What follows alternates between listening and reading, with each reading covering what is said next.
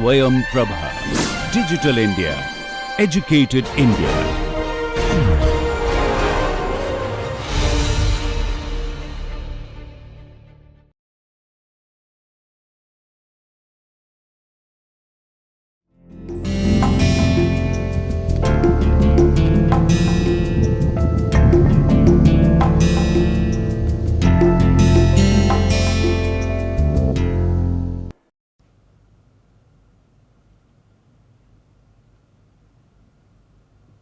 Good morning everybody. My name is Madhvi Jha and I am from Janki Devi Memorial College, University of Delhi.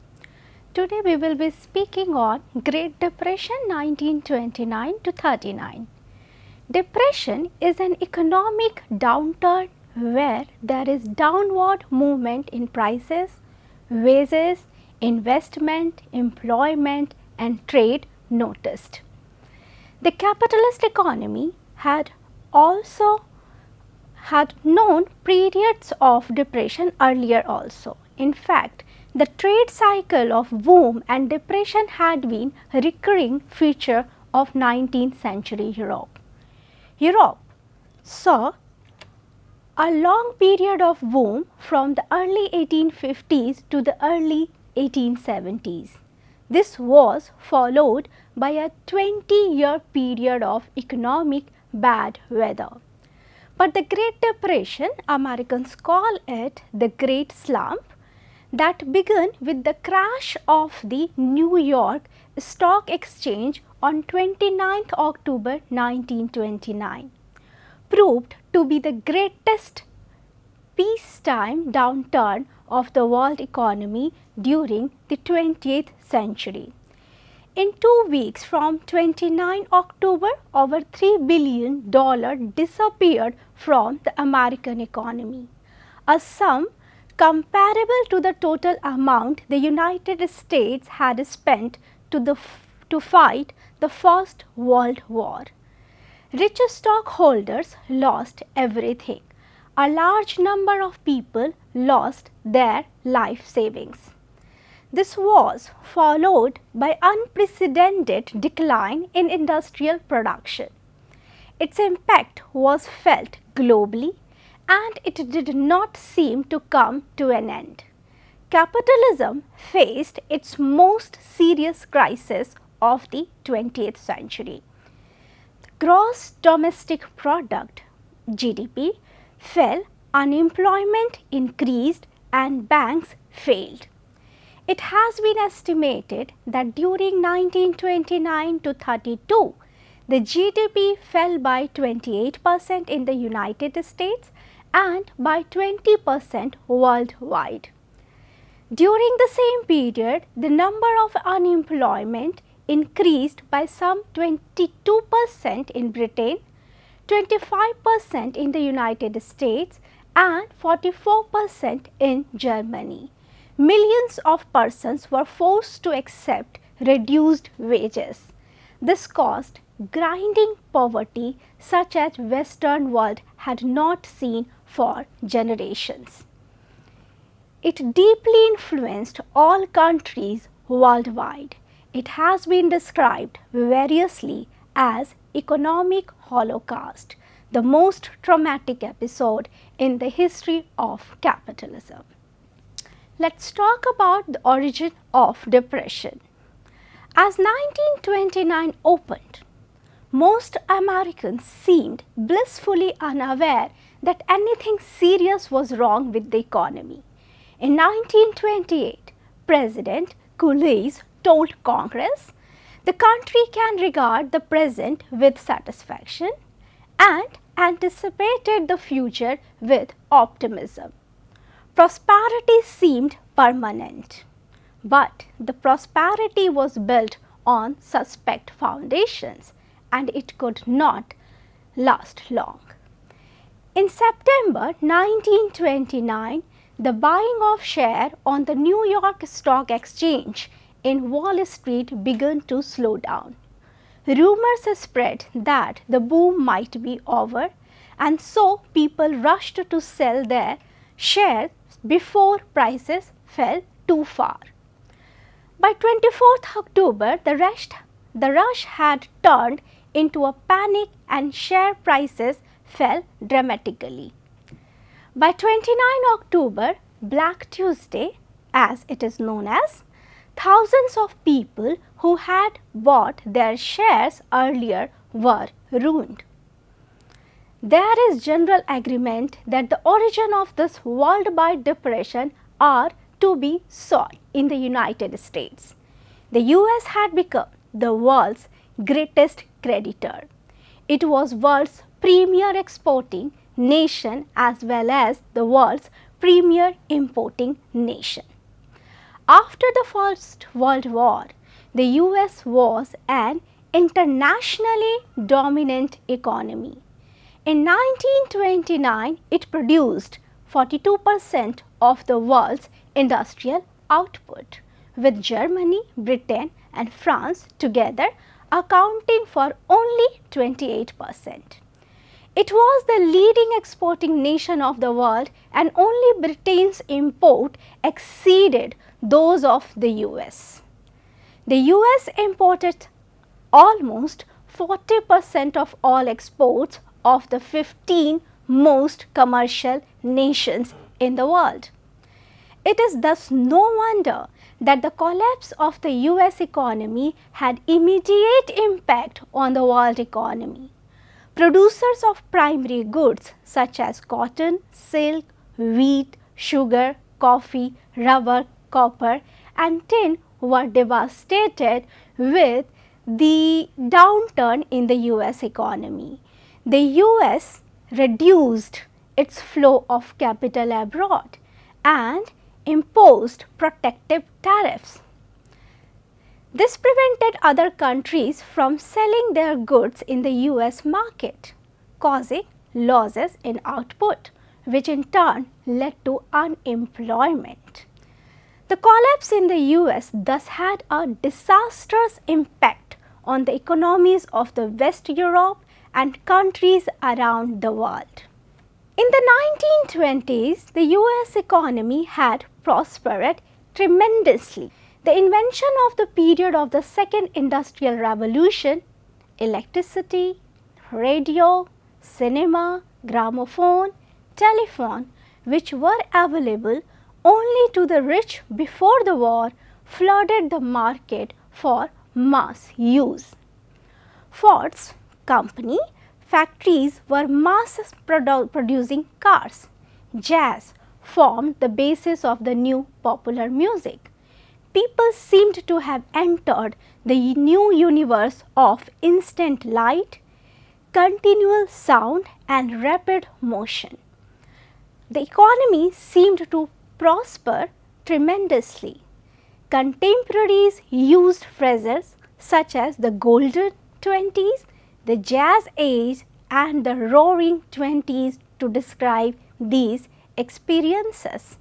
But this prosperity rested on fragile foundations. There were basic flaws in the US economy that were making themselves felt even before 1929. Consumer durables such as cars, radios, gramophones and household appliances were not necessities, and therefore the decision to buy or not to buy these depended on expanding level of income and confidence about the future. In other words, the demand for these new products of the Second Industrial Revolution was extremely sensitive to cyclical conditions. Economic uncertainties accompanying declining income could reverse the fortune of industries manufacturing these items. This is what happened during the late 1920s. Productivity of industrial goods continued to increase while people slowed down the purchase of these goods. This resulted in overproduction and over-speculation. Contemporaries such as the famous economist J.M. Keynes noticed the adverse impact of the weakening of demand. Moreover, the boom year of 1920s were not uniformly prosperous for all sections of society. In the United States, distribution of wealth was unequal, and there was growing disparity of wealth between the rich, middle class and poorer classes. The agricultural sector remained virtually in depression in the 1920s. This reduced the purchasing power in the rural areas. In the urban areas too, purchasing power remained stagnant. The depression came 10 years after the First World War.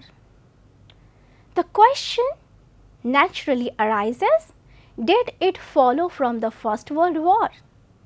It can be argued that it did not follow from the war. Two leading countries, Britain and France, experienced post-war boom. After 1922, the economies of other countries also began to improve. By 1925, economic downturn following the war and political instability both seem to have disappeared. Britain came back to gold standard in 1925 and France in 1926.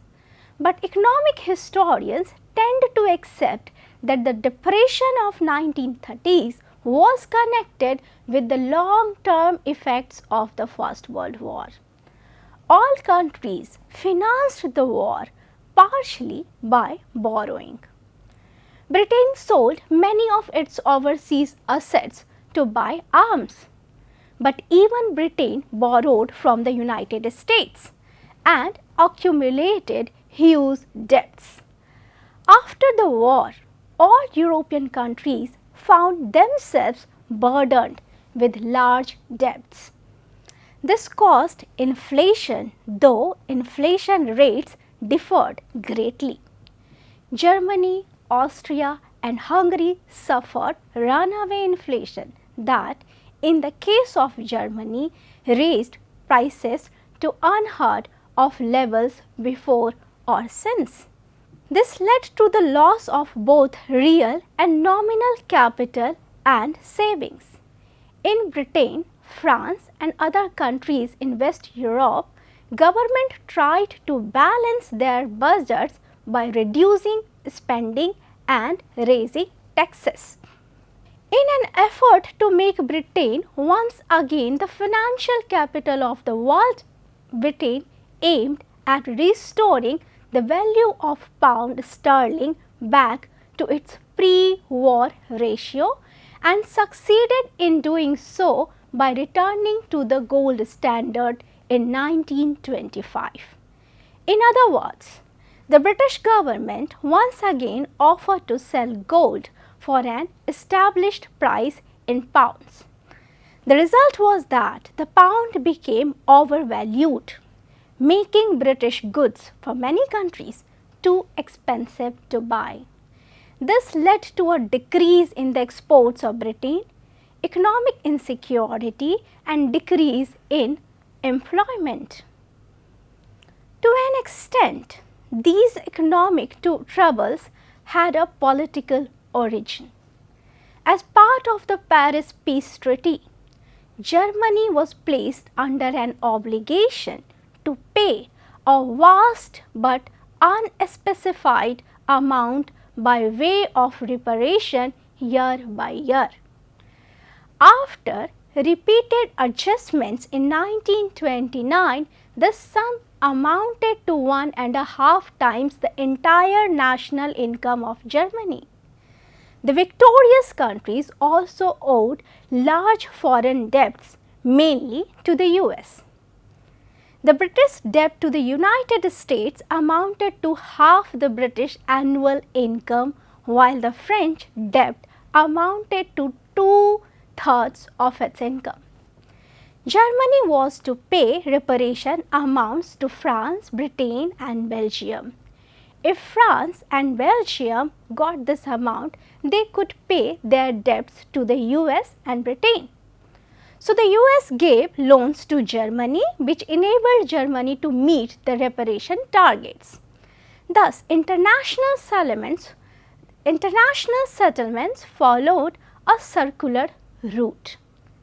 The US advanced loan to Germany to pay reparation, out of which Germany paid reparation to Britain, France and Belgium, which in turn paid back loans they had taken from the US during the war. Thus, post-war economic recovery in Europe was built entirely on the money pumped into Europe by the United States. This was highly vulnerable arrangement. The circle of the payment was broken when the American flow dried up after the crash of Wall Street stock market in 1929. Its impact on Europe was decisive. Another feature of the post-war period was growing unemployment. Throughout the 1920s, two of the largest economies of Europe, Britain and Germany, saw a high level of unemployment. In Britain, 1 million workers, that is 10% of the labor force, remained unemployed during this decade.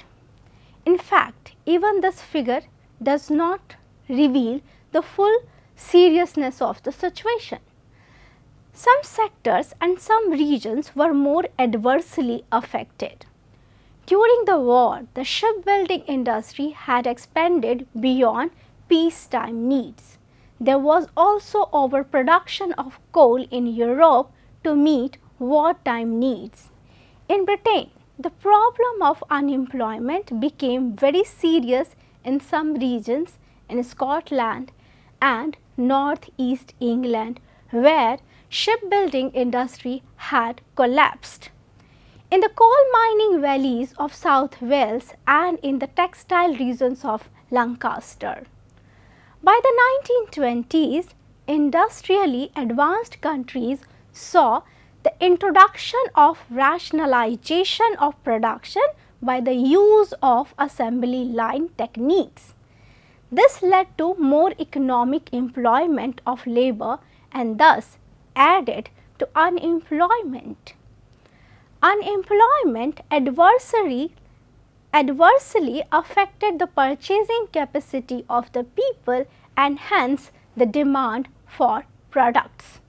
One reason for economic dislocation was overproduction in agricultural sector, which was also a legacy of the war. During the war, the supply of cereals and raw material from the East European countries was disrupted. After the war, when the Europeans resumed agricultural production, there was an excess in the market, and during 1925-29, agricultural prices fell by 30%. This had an adverse effect on incomes in the agricultural sector and hence on the purchasing power of the people in rural areas. Agricultural depression began in 1929 and was not overcome by the mid-1920s. In Germany, while the industrial sector saw a boom during 1927 to 1929, agriculture suffered a serious setback. In the US, the agricultural sector remained in depression throughout the 1920s. In fact, the bankruptcies began in agriculture. Thus, the boom year of industrial expansion of the late 1920s did not make all sections of the population prosperous as is often supposed. Now, we will be speaking about the collapse of the New York Stock Exchange. The Great Depression was undoubtedly triggered by the collapse of the prices at the New York Stock Exchange on 29th October 1929. On that fateful day, investors tried to sell millions of their shares. This ended the financial boom at the Wall Street based on a decade of speculation. In 2 months, stocks in the US lost half their value. This was predicted by a decade of speculation when speculators, bankers and brokers assumed that stock had a value of its own that could only increase. Investment in the stock of the Radio Corporation of America was a case in point. The corporation never paid any dividend. Yet, people borrowed money at high rates of interest to purchase its stock because they were sure that its price would continue to soar. In a single year, its prices had quintupled. Shady financiers enticed eager investors by launching holding companies whose only asset was shares of other companies. They also bribed financial advisors and newspaper columnists to circulate tips that would stimulate a rush to buy shares in these paper creations. When the crash came, investors could not sell their shares and their paper assets became worthless. The United States became the immediate and principal victim of depression. When banks in the United States called in their loans to European countries, especially Germany and Austria, the depression spread to Europe. Up to 1932, there were no signs of recovery. In fact, the period 1929 to 32 was the worst period. In the spring of 1931, Austria's leading bank failed. With this fear, an economic paralysis spread into neighboring countries, including Germany. By 1932, depression was everywhere. In this year, worldwide industrial production stood at 2/3 of the 1929 level. World trade fell by half in a way. The depression became a collective insanity. Overall decline in production and unemployment were worse in the United States than in Europe. But Europe too was badly affected.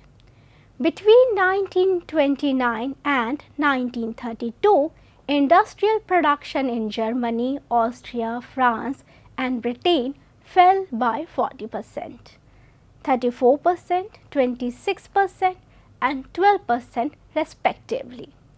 Within these countries, certain regions suffered more than others.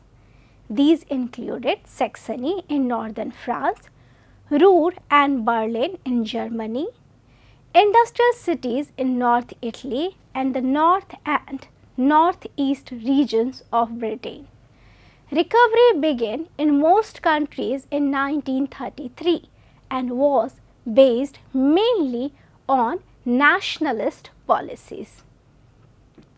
As conditions improved, bilateral trade agreements were signed increasingly. These aimed at expanding rather than restricting trade. By 1937, a modest boom developed, but in 1938 again, the unemployment rate in the United States, Britain and Belgium began to show an upward trend. Let's talk about the impact of the industrial world. This deep depression was a new and traumatic experience for all governments. who had never faced such a situation earlier. They failed to comprehend ways of handling it. Old remedies were not working. Officials and economists in all countries debated the strategies that might revive the floundering economies. In their despair, they tended to reject many of the economic and political ideas, including the liberal canon that governments could do little about economic depression. All governments, liberal, fascist or communist, turned to the state apparatus and the force of nationalism to save their respective economies.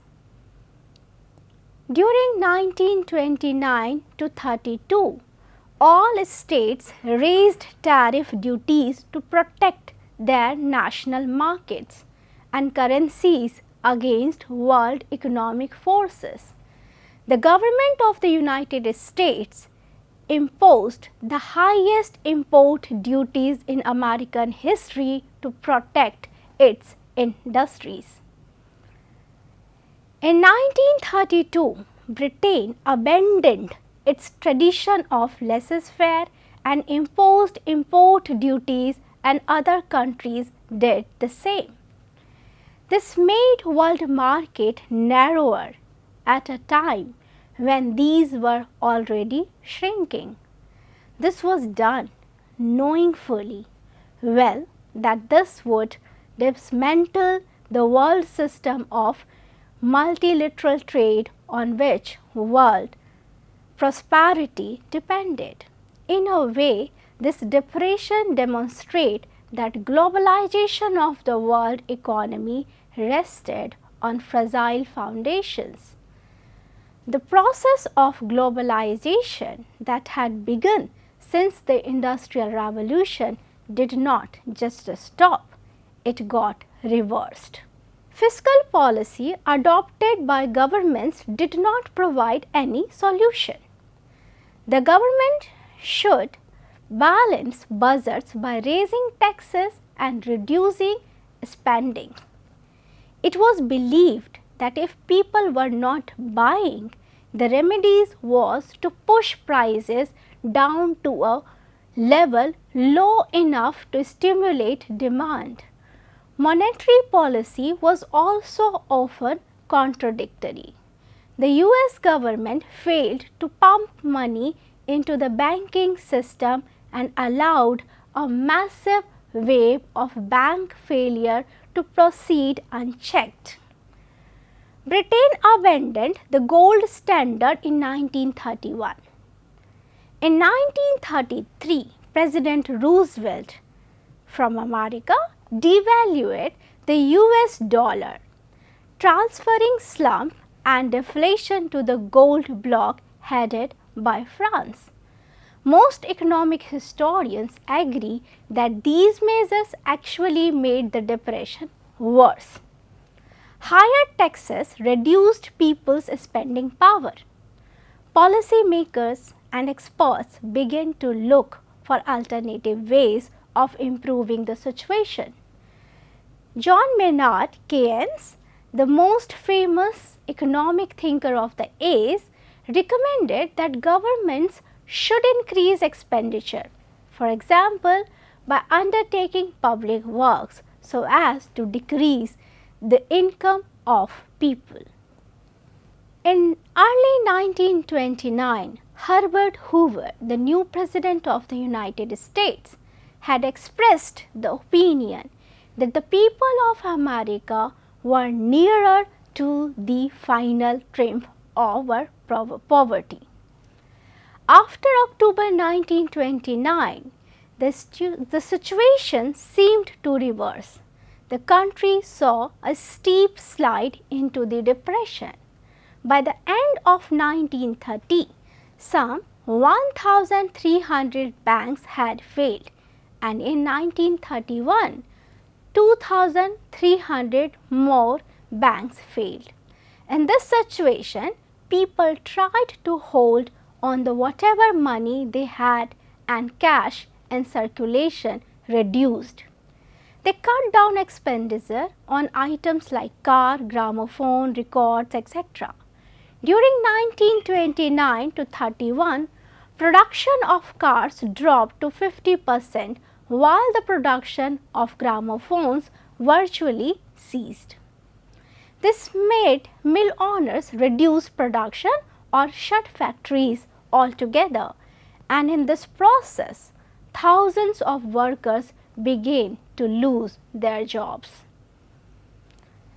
At first, it was thought this might be a short downturn in the business cycle.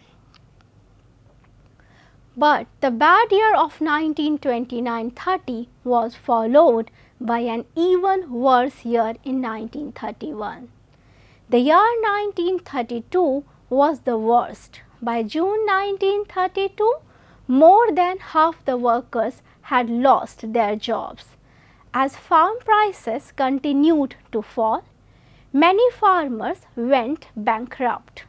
This reduced the purchasing capacity of people in the rural areas and thus reduced the demand for goods further between 1929 and 32. US exports also fell by 7%. By 1932, workers had nowhere to go. There were no buyers in shops, factories were closing down, and transport centers were empty. Only the fortunate ones had jobs, and even they worked on reduced wages. Their savings were gone. Many just sat at public places or queued up at employment exchanges. In the 1930s, the US imposed the highest tariff duties so far in their history. As a result, foreign countries could no longer sell their goods in the American market. American President Hoover persuaded the bankers to establish a national credit corporation to make strong banks assist the weaker ones. But the situation continued to worsen. In the election of 1932, Franklin D. Roosevelt became the President of US. He attempted to use democratic institutions to secure social justice for all.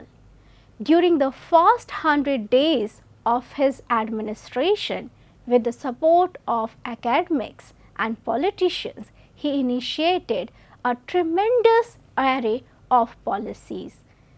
The legislature passed whatever legislation the administration proposed. These became known as New Deal policies. Roosevelt, the President of US, now brought the determination in his attempts to drag America out of the Depression. He was dynamic, full of vitality and new ideas. During the election campaign, he said, "I pledge you, I pledge myself to a new deal for the American people." The phrase struck, and his policies have always been remembered as the New Deal. The aims of the New Deal policy.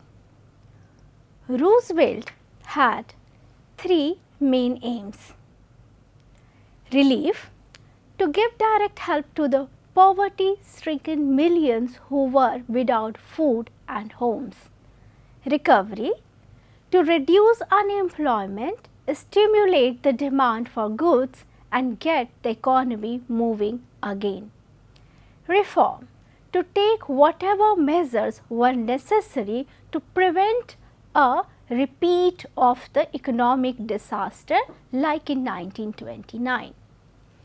It was obvious that drastic measures were needed, and Roosevelt's methods were a complete change from those of the laissez-faire Republicans. He gathered advice from a small group of economists and university academics whom he called his brain trust. He was prepared to intervene in economic and social affairs as much as possible and to spend government cash to pull the country out of depression. An emergency banking act was passed to restore confidence in the banks. An agricultural adjustment act was passed that aimed at raising farm prices by paying subsidies to farmers for reducing farm production. The National Industrial Recovery Act created corporate committees representing the government, management and labor to work out codes on production, prices and competition. Public works were undertaken on a large scale. A vast bureaucracy administered these programs. In the process, the powers of the federal government increased tremendously. The achievements of the New Deal policy. In the early days, the chief success was in providing relief for the destitute and jobless and in the creation of millions of extra jobs. Confidence was restored in the financial system and the government, and some historians think it may even have prevented a violent revolution in America. The Public Works Scheme and the Tennessee Valley Authority provided service of lasting value. Welfare benefits such as 1935 Social Security Act were an important steps towards a welfare state. Although rugged individualism was still a vital ingredient in American society, the American government had accepted that it had a duty to help those in need. Many of the other innovations were continued. National direction of resources and collective bargaining between workers and management became accepted as normal. Some historians believe that Roosevelt's greatest achievement was to preserve what might be called the American middle way, democracy and free enterprise. At a time when other states like Germany and Italy had responded to similar crises by turning to fascism. Federal government authority over the state government had increased, and Roosevelt had put in place the structures to enable Washington to manage the economy and social policy. The shortcomings of the New Deal are very evident.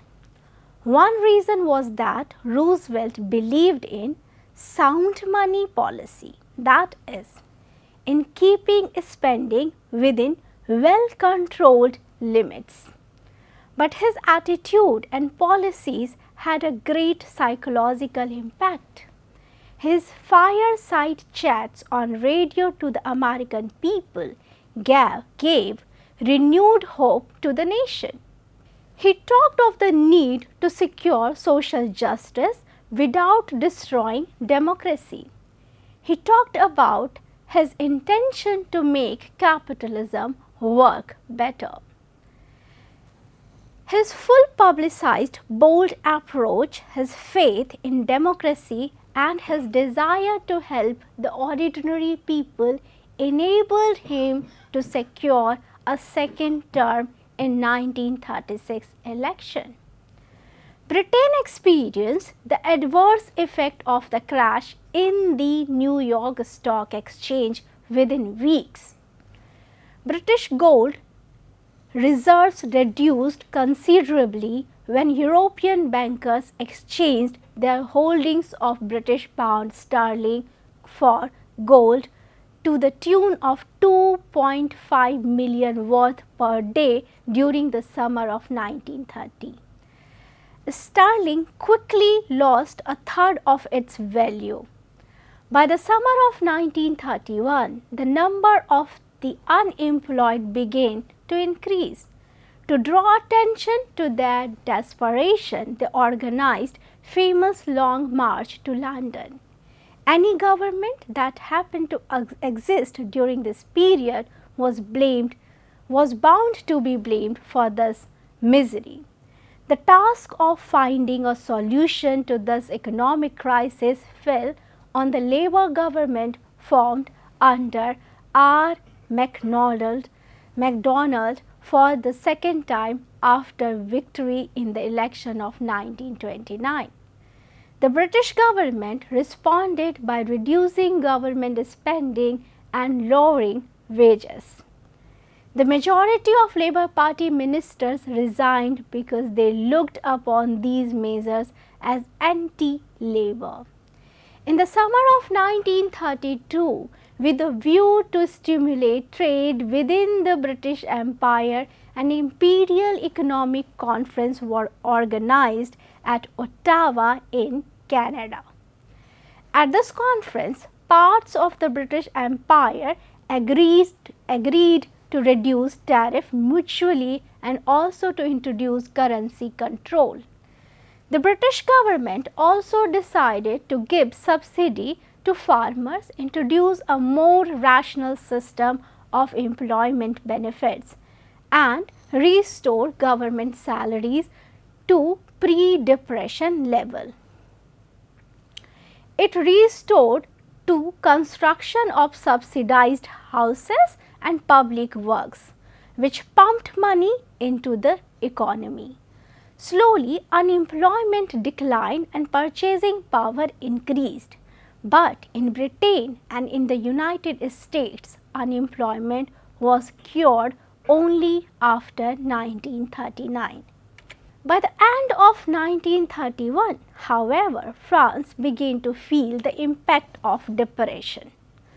America continued to insist on the payment of debts. To resolve the financial crisis, the government refused to devalue the franc, and this adversely affected manufacturers. It tried to resolve the crisis by cutting pensions, salaries, and public expenditure. But the government's handling of the economic crisis was seen as inept. The impact of depression created such intense political antagonism that during 1933 to 34, the very survival of the republic seemed to be doubtful. When the impact of depression was felt the most, that is during 32 to 33, Sweden was also affected. This was the time when Sweden was stopping to be predominantly an agricultural country and its industries were growing. The depression affected both agricultural and industrial sector. Many farmers could no longer meet their mortgages and were forced to sell their property. By 1933, the unemployment figure in urban areas reached 33%. The government tried to deal with depression by maintaining rather than cutting income and expenditure. Compared to other countries of Europe, Sweden recovered rather quickly. The coalition government there passed laws regulating employment, hours of work, insurance, and constitutional holidays. Elaborate welfare plans were worked out, some of which could be implemented only after the Second World War. For Germany, the depression produced far-reaching consequences. In a way, the Wall Street crash led to the collapse of democracy in the country. The onset of depression in the United States and subsequent withdrawal of American investment made Hermann Muller's government in Germany curtail expenditure on welfare activities and public works. This increased unemployment and also disillusionment with the Weimar Republic. Very soon, the number of unemployed reached 3 million, which meant that 1 in every 6 in the working population of Germany was without a job. This made trade unions demand unemployment allowances from the government. The German Social Democratic Party, that was in power like governments in other parts of Europe, tried to deal with the situation by curtailing expenditure, and therefore it did not accept the demand of the trade unions and formed its main support base. This provided opportunity to Hitler to become the Chancellor of Germany. He recognized that he could turn the prevailing despair to his advantage if he could infuse a spirit of action and solve the problem of unemployment. Once in power, he spent money on producing armaments, building new highways, and supporting agriculture. He was able to virtually eliminate unemployment by 1936 and to maintain stable prices. The standard of living of working men improved, though only marginally.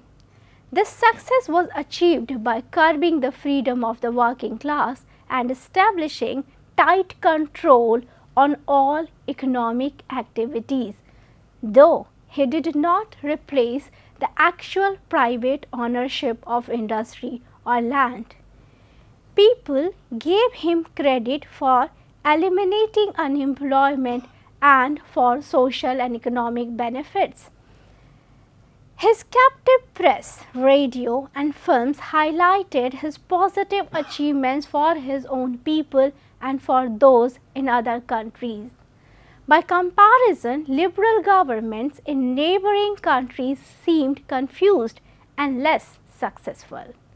In Italy, by the time of depression, Mussolini was firmly established. His government assumed direct responsibility for most industries. In 1933, an institute for industrial reconstruction was created to assist Italian banks. Mussolini's government set low rates of interest. Nevertheless, employment remained stubbornly high in Italy in the 1930s and the standard of living was low. But there could be no open criticism of the dues because all protest was stifled and strikes were banned. Japan had seen a major bank crash in April 1927. The World Depression only worsened an already existing national economic crisis. Like Germany, the totalitarian nature of its government allowed Japan also to recognize recovery more successfully than faster. In Japan, most workers worked in small enterprises that prepared half-finished components for large concerns. These workers were not organized, so Japan did not have to face the discontent of unemployed organized workers. Unemployment was dealt with in form of employment or its effect were borne by small enterprises. In the agriculture sector, peasants were engaged in producing mainly rice and silkworm cocoons. They were hit hard by the shrinkage of demand of silk products and a steep decline in the prices of cereals. In the countryside, therefore, depression intensified dissatisfaction with modernity. The government could not ignore the resulting discontent because most of the soldiers came from the countryside. There were lively debates in parliament about meeting the needs of the rural population. But despite prolonged discussions, nothing special was done for them. The Japanese government rejected any policy of inflation. Instead, it decided to overcome deflation by an increase in credit in form of public bonds, which was a type of public fund raising. The government assigned the lion's share of expenditure, which was over 60%, to the military. This accorded with the national desire for security, satisfied business houses and created jobs. As a result, the Japanese economy rode ahead. By the end of the 1930s, the level of production doubled. The economic crisis highlighted Japan's dependence on the countries for some essential items. This strengthened the desire for achieving self-sufficiency by expansion abroad. Impact on the colonial world. The Depression was bound to have an impact on the colonial and semi-colonial world because at this time economies of large areas of the world were tied to the capitalist world in a subordinate position. These countries exported agricultural products and raw material to the developed world and were adversely affected by the decline in demand. As a result, they were less able to buy European products, and this in turn adversely affected the demand for goods produced in the US and Europe. Besides, countries in Asia, Africa and South America had to make payments to the colonial powers. The economies of the countries of South America were dependent on the US. They were all affected by the onset of depression. Most of these countries depended on export of agricultural produce, and the international agricultural glut of the 1920s had already affected their economy. After 1929, as demand for products declined, primary producers felt the adverse impact immediately. Brazil was the prime producer of coffee beans. Some South American countries tried to take advantage of the lack of competition in the industrial field to develop their own industry. They also tried to protect their industries by imposing tariff duties. Argentina's economy saw a period of growth that continued until the Second World War. But political crisis and instability prevented countries such as Brazil, Mexico and even Argentina to exploit the international economic situation to their advantage. Indochina felt the adverse impact of the fall in the price of rubber and rice. Sri Lanka was affected by the decrease in the demand for tea. This increased unemployment and indebtedness in rural areas. Small industries that made goods for consumption of Westerners suddenly lost their market as the purchasing power of their buyers dropped.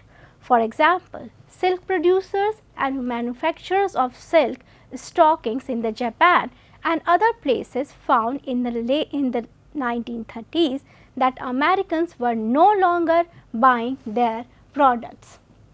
In the Indian Empire, as the price of agricultural produce declined after 1926, the British government of India was able to postpone a crash by withholding stocks from the market. From 1930s, prices began to fall. There was a more than 50% of decrease in the price of wheat as well as major cash crops between 1929 and 1934. Peasants found it difficult to sell their produce. They also found it difficult to borrow money from the moneylenders. The colonial government did not reduce the land revenue demand. This led to an increase in indebtedness in rural areas, forcing peasants and laborers in rural areas to face hardships. In the industrial sector, the impact was not uniform. The cement industry prospered. In the jute industry and textile industry, the mill owners passed on the burden to workers by adopting measures such as short time working. The prices of the primary products which the dependent countries supplied fell more dramatically than the prices of the manufactured goods. With the West produced, the colonial powers rushed to protect their own agriculture and industry irrespective of the effect on their colonies. This demonstrated to the people in the colonies the depth of their political subordination. Moreover, people in the dependent countries saw that all the technological advancement and dynamism of the West could not avert economic disaster. The depression further eroded the claim of the West to rule the world because of their cultural superiority. India had seen the non-cooperation movement, and in 1930 Mahatma Gandhi started civil disobedience movement on a much larger scale. The British as first adopted a policy of repression and then of consultation. In Southeast Asia, peasants who were growing cash crops and were adversely affected by the depression provided a base for political mobilization.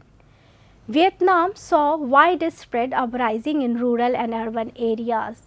The French government followed extremely repressive policies, including the use of aeroplanes to suppress opposition.